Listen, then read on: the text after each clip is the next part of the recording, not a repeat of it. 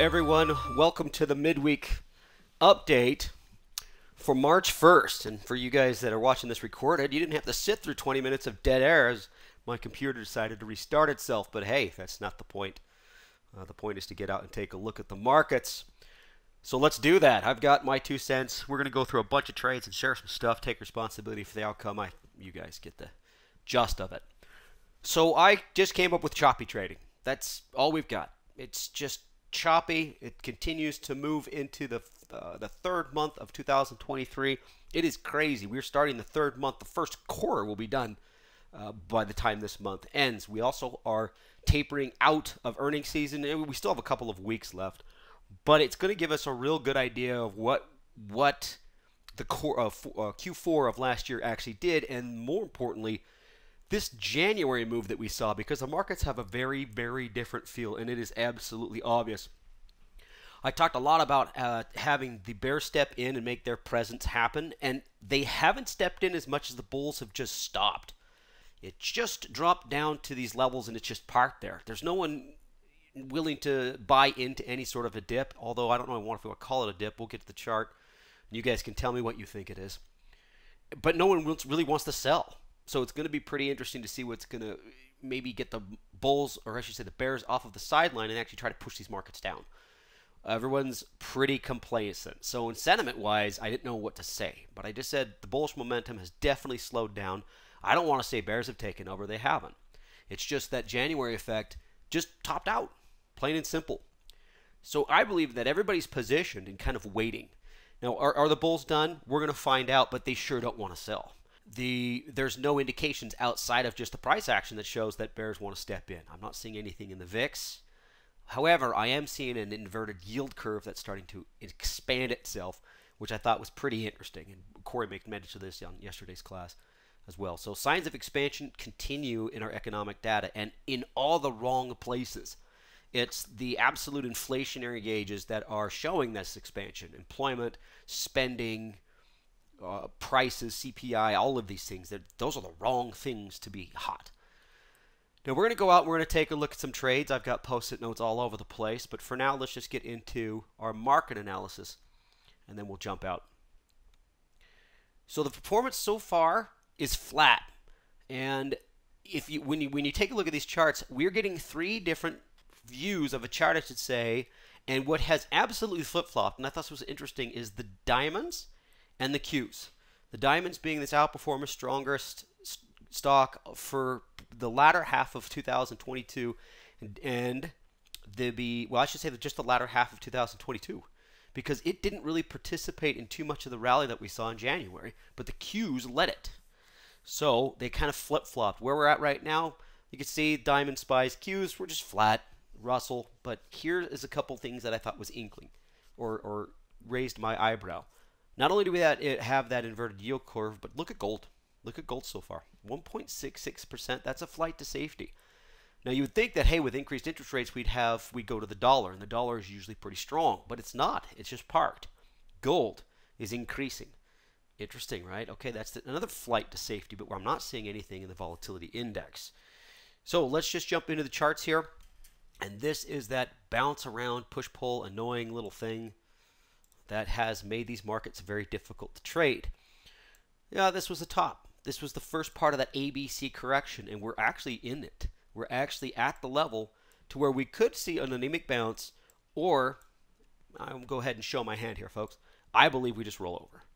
And I would like to see when we roll over if that volume is going to increase, if the bears actually come in and participate. But what's really interesting is we're not getting any sort of push off of pulls. And what I mean, I should say push off of pullbacks. How about that? Push off of pullbacks. So when we see moves that kind of go down, we get an immediate push higher. Here's one that goes down, immediate push higher. Here's one that almost looked like it was going to. Well, this is a pretty good drop here, folks, right? Looks like I thought that day we were just going to turn right around and start to run, and it's fizzled out, right? Here we are on Wednesday. That Monday just didn't gain any traction, and it kind of fizzled out. So it puts us back in the spot of, well, if you're a top-down approach guy, like we here at Maverick, you are going to flip-flop between a +1, -1, +1, -1, right? Are we above or below the 50? Are we above the 50? Are we below the 50? Are we above the 50? And so I think the complacency in the markets is there, but there is nobody's willing to put their money where their mouth is on either side. On either side. I'm not seeing a bearish flush. I'm not seeing a bullish surge. It makes it pretty difficult. So let's move over to the diamonds. And this caught me off guard. It's interesting that I'm a type of guy that can't see the forest through the trees sometimes. And it isn't until I take a step back that I realize, holy crap, there's something pretty bad here. And the diamonds are breaking down. It's flat out breaking down. I guess I can make the argument for a descending triangle pattern. That's fine. But it is starting to roll over, which is really interesting because two of the most active sectors is energy and materials, and they're going in in opposite directions. I'll show you here in a minute. So there's kind of your answer of maybe I should be a little bit bearish some of the Dow components or the diamonds, stuff like that. Let's move over to the Qs, which is doing the exact opposite of the diamonds. What was the weakest in last year is now the strongest for this year. And I still believe that this was just this euphoric purchase of, hey, let's bring back 2020, 2021. Well, we're going to get right back to these darling stocks. And a lot of them have moved off of the bottom. But it still had that same little bit of a hiccup and not a lot of participation. Look at the choppiness. Gap, gap, gap, gap. I mean, almost every day, Thursday, Friday of last week, and these 3 days so far, it's just chomping around. Now, it can fall a little bit lower and hit that 50-day moving average. I don't think it will. I think if everything rolls over, this will have no problem starting to fall down to those lows. That's my opinion. Where the doomsday event happens, or what we're looking for, is that level there. That's going to be that first, hey, are we going to revisit this 2023 close, or excuse me, open 2022 close, and that might be the bottom. Remember, we tried to hold on through October, and the markets did find a way to close pretty much at those levels. Just moving towards 2023, and what I've heard so far in earnings, revisiting this area is what most the projections of earnings are expecting. Doesn't mean it'll happen, but that's kind of where I'm going to keep my eye. So we know it's volatile. We know people can jump in and out pretty aggressively. But so far, nobody's doing either. We saw the jump in through January, but not so much anymore.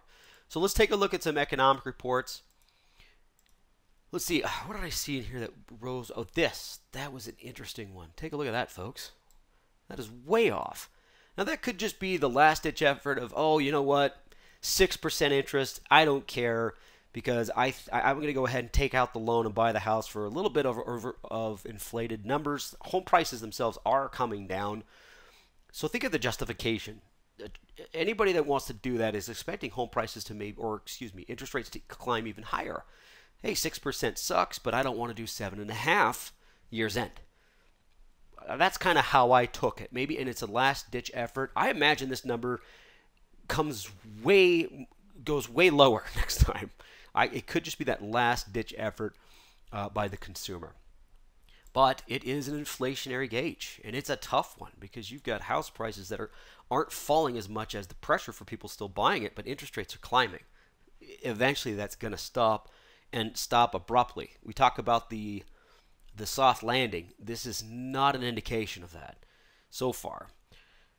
Moving on down here, the consumer confidence went south, but the consumer activity hasn't. So the final manufacturing PMI pretty much in line, and the ISM manufacturing PMI in line. But ISM manufacturing prices, the cost of building goods, is still going north. And this will eventually be put onto the consumer. Same with the PPI. A higher PPI means a higher CPI. Manufacturer is not going to eat the cost and give us a discount. It's going to directly relate. So this is hot. I didn't like that one. Now, we don't have too much past that to go off. Let's take a look at the rest of this week. Obviously, I'm going to be focusing on the employment claims and the expectations, the forecasts are for an uptick, which we didn't get last time. So let's see if this does uptick, and it's weird. We kind of need it to. I don't know how the markets will take it. It might stimulate the bulls to jump back in. We'll see. And then the services PMI. So the manufacturing PMI did show increase in the cost of that, but the services PMI, this one already increased from last time. It was a pretty good jump, meaning travel, going out to eat, things of that nature is still super high, but that's also cost, right? So we're going to keep an eye and see if this comes in line. I don't think it does. I would be surprised if it was lower. I think it comes in line or a little bit hotter. We'll see how the markets handle it. So the numbers aren't like the biggest thing in the world, but they are some pretty significant ones based on what I think is stalling these markets out at the current point. Obviously, we don't have a lot of fear in people purchasing stocks with bad news, bad numbers, bad expectations. We're seeing a lot of stuff come off the bottom, although as of late, there's some trades out there that have really rolled over. Lowe's had earnings yesterday or this morning, and they're just getting smashed. Home Depot, bad. That was last week. So we're starting to see a lot of the stuff just kind of roll over and fall apart. That leads us to our poll. Let's start with the weekly outlook, and then we will do a monthly outlook. Switching out the polls here. All right, so we're voting pretty quick here. That's great. Appreciate it. All right, 100% voted. Excellent. I'm going to close it and share it. And there we are. 60% 0, 50% -1, 20% -2, 10%. Look at that. That just stacks nicely. Definitely a -1. Definitely. I'm pretty confident I could say -1, right? -2 almost. Okay. So let's go ahead and hide that poll. And then let's do another one. And this is going to be our monthly. Let's launch this bad boy. Where do you guys think we're going to be through this brand new wonderful March? Not only did my computer reboot itself at the most inconvenient time, but it's snowing. It's snowing a lot. And whenever I see March, I just dust off the golf clubs, put on shorts, and expect to go straight outside and have it be 75 degrees. And it's not. It's 30, and it's snowing. That's me. It's a mental thing. All right. Just chattering to waste time so you guys can vote. Let's go ahead and close the poll. Let's go ahead and share it. -1. Flat out. 38%, 0, 38%, -2, and -1 at 50%. Cool, guys. Thank you. And I am very close. I decided to still hold on to my monthly outlook of 0 just because we're still pinned at that 50-day moving average. That's all that is. You could see that oh, there's my first hiccup here, folks. This should be red, and what I mean by that is computer rebooted before I could switch that. But we're below the 20. We're below the 50. Barely, though. Barely. And then the slope isn't very favorable. I really wanted to be -1 on the monthly and -1.5 on the weekly outlook. Just kind of the feel that we have going into the March that the bulls are just not there. But I'm going to wait for price action. I'm going to wait for price action.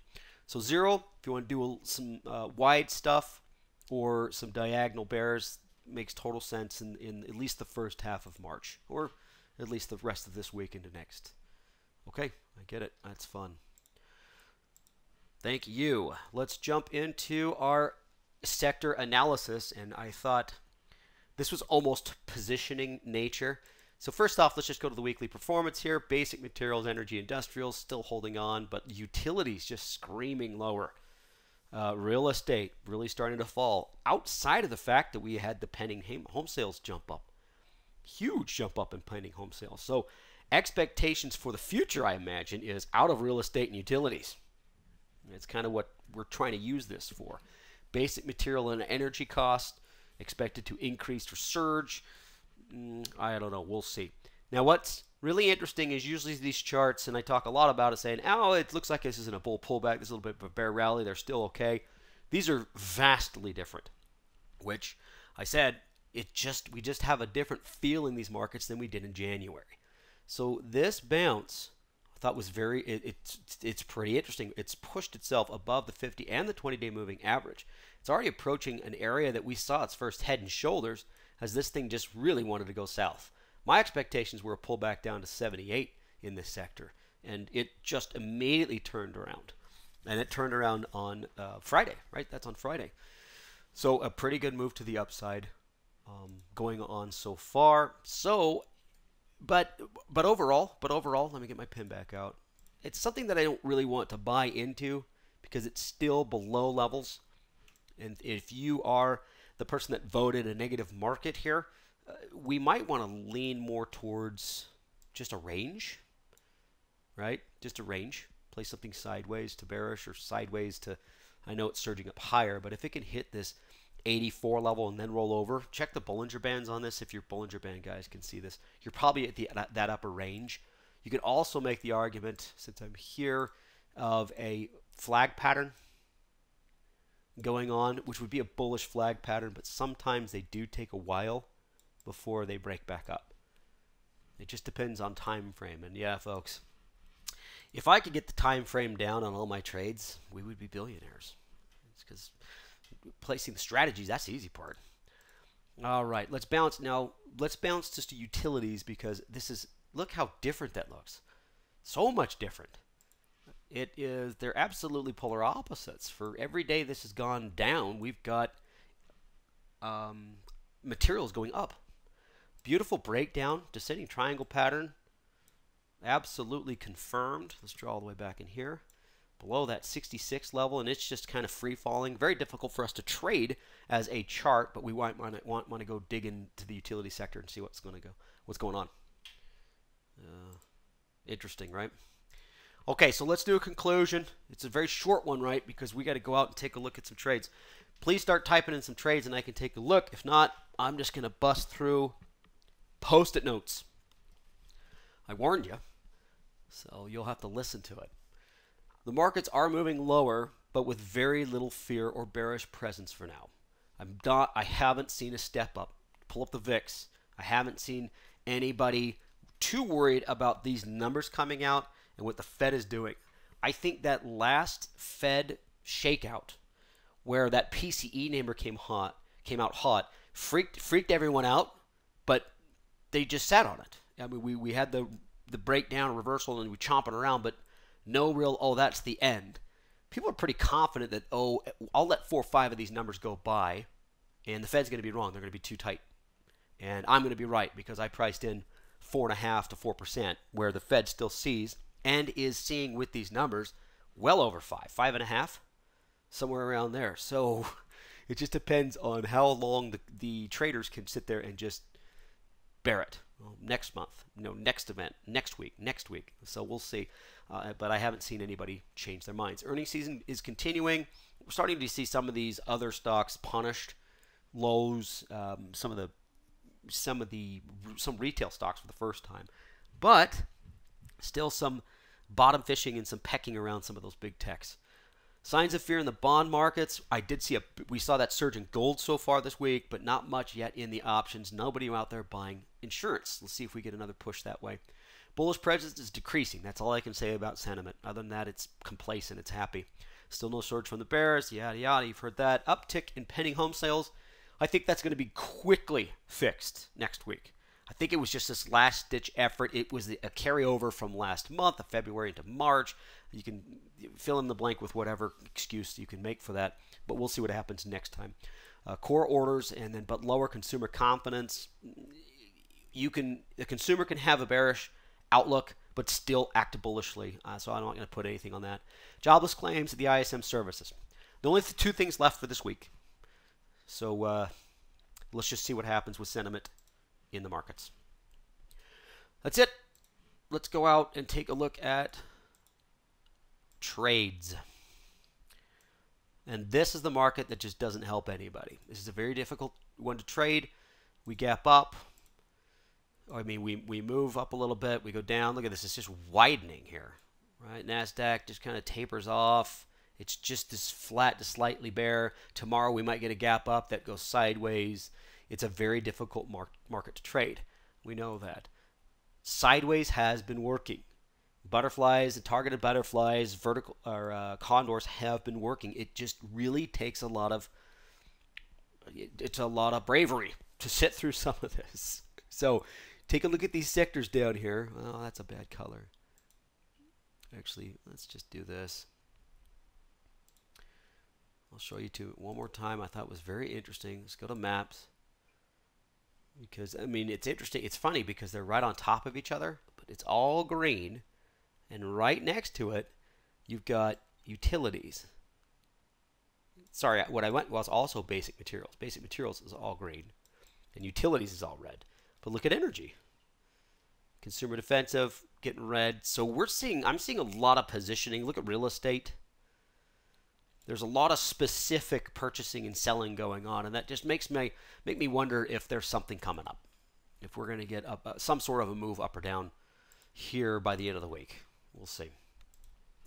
Okay. Now, I'm going to start with things that you guys have. Any trades that we have here. All right, Robbie, what do we got on Meta? Let's start there. That'll be fun. Let's start with Meta, formerly known as Facebook. Calendar put spread. Okay. 185s. Stretch this out and zoom it in. It's a lot easier if I can zoom in for you, huh? Let's do a line at the 185, and we're doing a 310, 317, so you're just a week apart. It's going to almost look like a pretty tight pop tent there. But let me draw the line. Let me say right about there.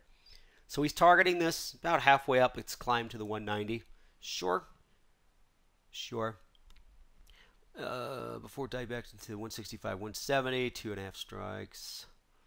It's getting close. The good news is on AI, price should tick up due to momentum, but then I'm expecting a sell-off.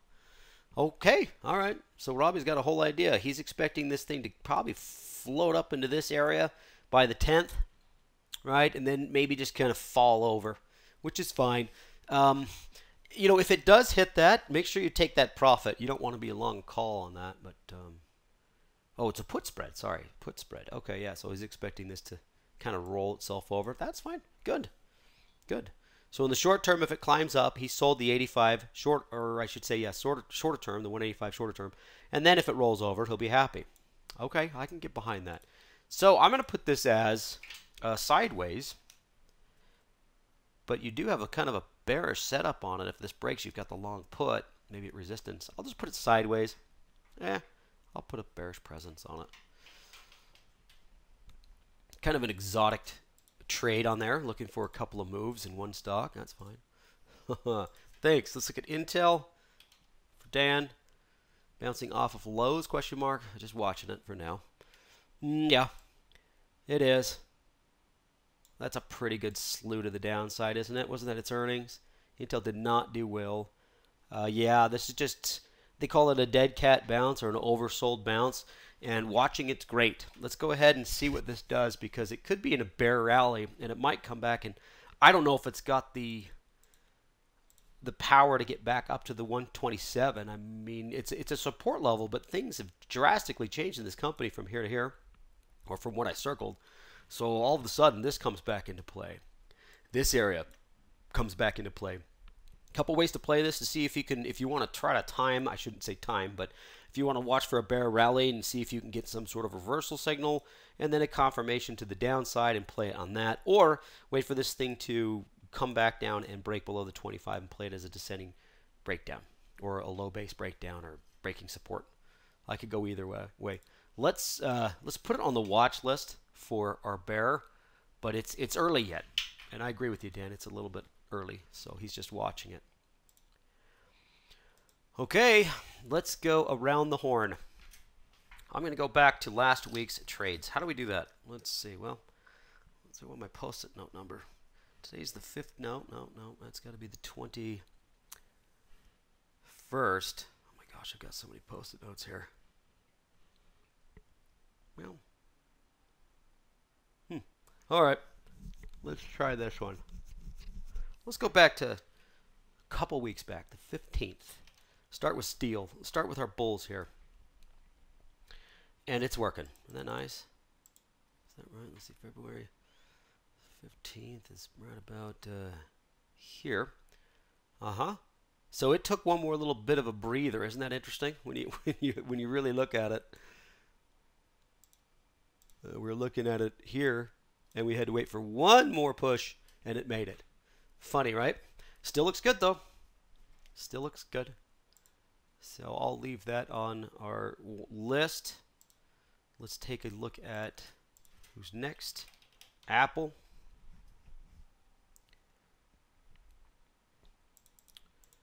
Okay, Apple's doing exactly what tech's doing. Just kind of chopped around, isn't it?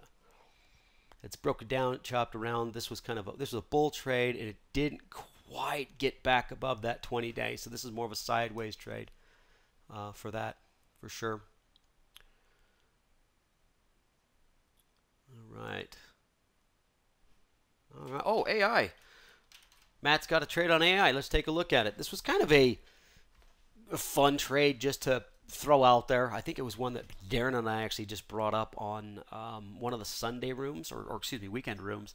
We wanted to see if it was going to kind of pull back and surge higher, and so far it really hasn't. It's still hanging in there, but today it doesn't look like it's floating. Now Matt's got himself a diagonal put on this, April, March. Let's see, a diagonal put or a bear call spread, March 23, 18. Let's draw some numbers here. So 23.18, that's a good one. Expecting this thing to drop down to that area. The diagonal put is going to be 25.18 as well. So either a call spread, which is a credit spread, but same targets, or the diagonal call. So he's playing kind of a corrective action on this, which is fine, right? You can make that argument that this could just slowly bleed back down to one of these areas. Here's a good level of support that it had back in August and September. Wait, October. Wait, I don't know, whatever that is. Here and here. But then it gapped down in September. So here's another support level. Let me draw this all the way across here for that. July, and then August. So yeah, temporary targets here and here. If you believe this is kind of it's had its spike and it's going to deflate, kind of that nature. Interesting. I'll keep an eye on that one. Let's put that on the bear watch. I had this on the bull, folks, and it never triggered for me. It never triggered. So, and it was almost kind of a speculative, trying to play the surge and the AI craze. That's the next thing that's going to happen. And this C3 company has had AI for a while, but now that you've got Meta into it and you've got Microsoft into it, it's going to really kind of curb what this thing could do. It's probably hoping that one of them buys it. That's what it is. Okay. Good. Yeah. All right, cool. Let's keep going. I know, I'm reading out loud and you guys have to listen to me. Sorry. Jumping into LEN, I'm going to continue with the list from the 15th. This was another potential bull that never triggered, and it looks like it's doing something a little bit weaker as it consolidates just below that 50-day. So this one's kind of thrown out for now. I'm going to let it just sit. It is in consumer cyclical residency, right? This is a home builder.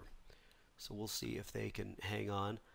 JBL, I'm going to pick up the pace here just in case these are all boring or not. Boy, this one looks really good. So JBL, this is a bull trade from a week or from the 15th, and it looks like it did hang on to the 20-day moving average, and a nice breakout could happen above that 85 mark. Let's write that down. Might be a fun trade. Weird, right? Technology, electronic components, but it is doing well. So we'll see.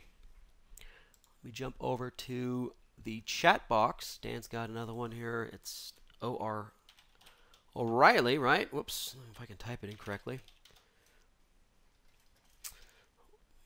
Let's move it over.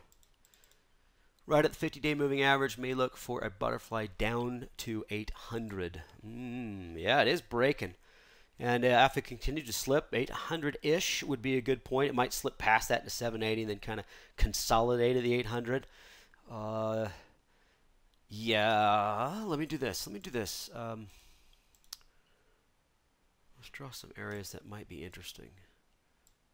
Look at that. Okay. 800 seems kind of like this area. Maybe 790 if they had that, if you want to go a little bit lower. Depending on your time frame, it could just try to park itself here at 820. This is a big one. It moves pretty good. We'll see where it sits, but I like it. Let me put it down on the sideways. O-R-O-Y, since it is a butterfly. But since you're targeting it down, I'll put it sideways to down, kind of like meta-ish. Nice. Thank you, Dan.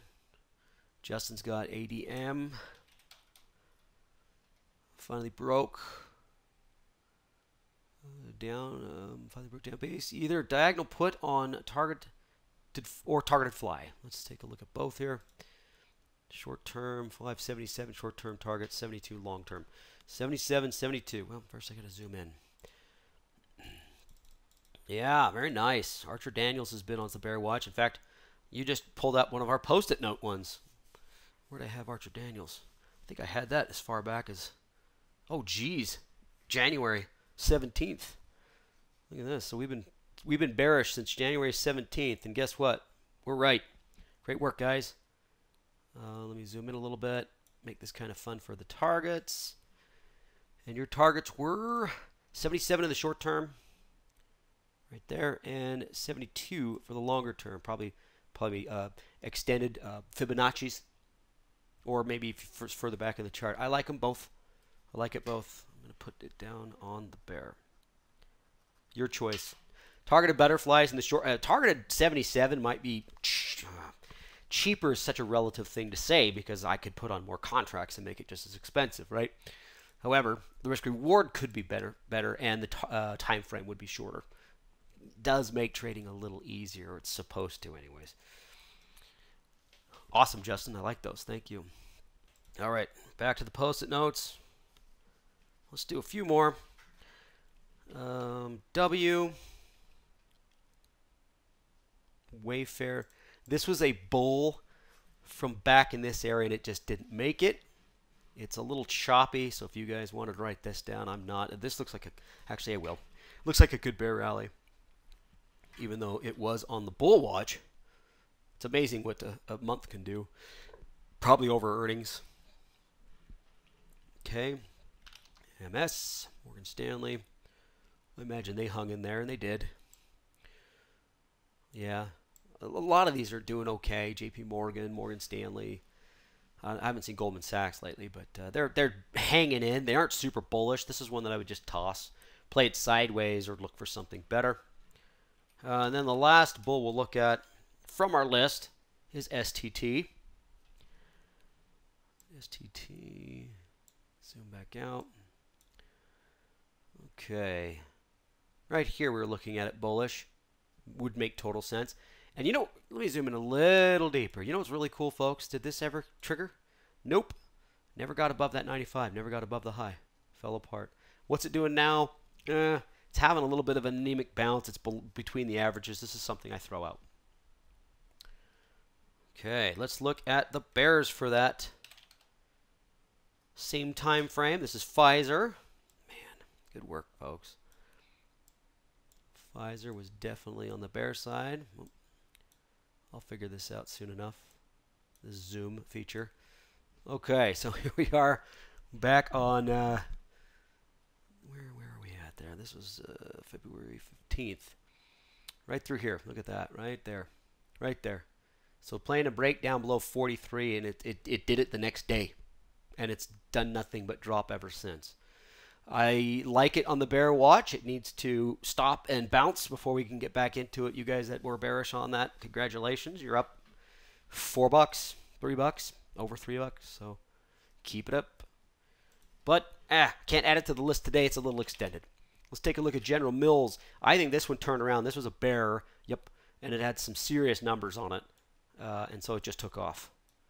Yeah, you guys can see. And so throw it out. But it really did look good when we were looking at it. Back through here. Looked like it wanted to roll over, right? There's the day where like, hey, if this confirms, and it gave us a head fake, right? So this candlestick did gap lower, but it never closed below that low, and then immediately it turned up. I imagine those were earnings. Hopefully we checked it before we got into it. And then we'll take a look at one more. Just for fun. KMB, Kimberly Clark. This was a bear, and it was great. Good work, folks. Oh, and I like it today. So I'm going to write it down on the list. So isn't it fun? I hope you guys have post-it notes. So I've got, that was from the 15th, the February 15th class. I've got all sorts of stuff from the 21st. That would have been the class to use, right? That's fine. But I do like Kimberly Clark here as another trade. So it's awesome to keep these watch lists around. If you miss a trade, you can wait a week, and this looks good again. So let's go back to where we saw it the first time. I imagine it's right here. Yeah, here it is. So the breakdown, it confirmed. If you sat through some pain, that sucks, because here we are back another couple of weeks, and you're actually further down. So it's tough, because when things break down, the first thing you can do is rally. So if your time frame was for 2 days, you're great. But if your time frame was through March, you're doing even better. So it's kept its pattern. It's looking really good. So let that be a lesson to all of us. Great work. Yeah, I think that's fun. Well, it's kind of a different class, but I thought it'd be cool to kind of revisit some of our trades. Maybe I'll do that more often. I think it's neat, especially when you have a market that's just not doing much. It's nice to go back to see the trades that we thought about 2 or 3 weeks ago and see how they're doing. It should instill confidence that we're choosing the right direction. Maybe we got to be shorter in our time frames or longer in our time frames. That's kind of what I want to use it as. All right, there they are. So I think, yeah, they're where you find it. It's difficult when you get choppy markets. You really do have to believe in your outlook. I talk a lot about my bears versus my bulls, and to tell you the truth, folks, I don't have a lot of bulls left that I work with on a daily basis. Everybody's a little bit reluctant, and if they are bullish, it's short term. It's usually definitely pattern based. I do have a lot of bears that things are starting to work out for them. A lot of you guys are doing really, really well, and don't be afraid of that. Don't be afraid of success. If you see some bearish trades that are working out, and you see even more, go for it. Go for it. You know that if you've extended yourself, if you're a trader that usually does 10 trades and you've got 15, 20, okay, just slow down. That's fine. Let some of those come in for you, but keep that. This is a market that's pretty good. If you're successful, you're identifying things, and it is waffling. I don't think there's a bearish surge yet. I just think it's reluctancy by the bulls or less bullish participation. That could change very quickly, very fast. Big move, big drop, and then we're going to have to go from there. Maybe you hit the register, close some of your bullish positions or bearish positions, wait for that bounce, things of that nature. But hey, we talk twice a week, so we'll just chat. Thank you guys so much. I appreciate all the patience with the late start, and we'll talk to you next time. Bye, folks.